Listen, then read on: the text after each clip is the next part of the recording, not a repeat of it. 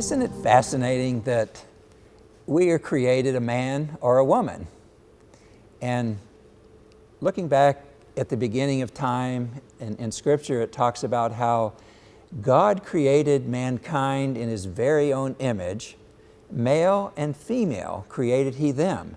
So somehow the Creator God's design was very purposeful to make each of us come out not neuter, but a man or a woman. And as I look at that, I really can think through how that adds so much, but also it's something that I never get away from. I'm always bringing my masculinity, my maleness, into a relationship so that if I am relating with other guys as a man, I'm probably less likely to talk about my granddaughter and more likely to talk about college football or something.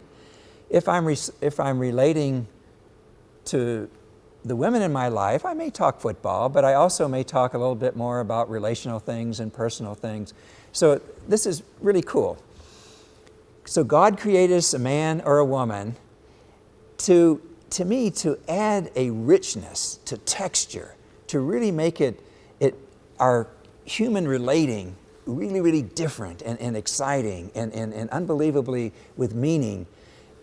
And I think when I look at it, though, it's good sometimes to try to find and look at that word masculinity, femininity, because I think not only did God create me, Doug, a man, and I have man body, man parts, and I have a mind that operates like a man, a lot more left brain, and the gals that are listening to this, you're a lot more, you have a bigger cingulate between your left and right brain, so you multitask better and you access both parts of your brains differently and better.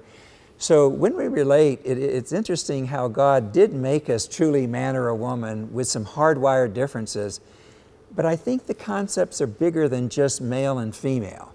I think the concepts also get into the whole idea of masculinity and femininity. And so culturally, over the centuries, we've looked at what is masculinity or what is femininity, and it's varied at times in cultures as to what's the ideal feminine or the ideal masculine. But I think that in each of us, God places both the masculine and the feminine. Like Doug, my friends kind of laugh at me and tell me I'll never be macho. I wish sometimes someone would call me dangerous, but I'm usually adorable or cute or something like that. And so I realized that there's part of defining Doug that would be what we would more stereotypically design as call feminine, if we were defining that. And so I realized that within my personality, I have the masculine and I have the feminine. And maybe if masculine is things like stepping in and into chaos and making a difference, or maybe masculine is calling something out. Maybe feminine would be some of the mother hen, the mother bear, the nurturing, or being more inviting. So I think when I look at it, how cool that God made each of us a man or a woman, and that we always take that with us, and that it will add something to the way we relate, it'll add something to the way we think and feel. And some of that is hardwired, some of that's acculturated, it's something that not nature, nurture. Some of it's nurtured and not hardwired. But think more complex than even just masculine and femininity. That's neat. I'm really glad to be married to my Kathy and to understand over these many years a little bit more about femininity and feminine sexuality and all of that.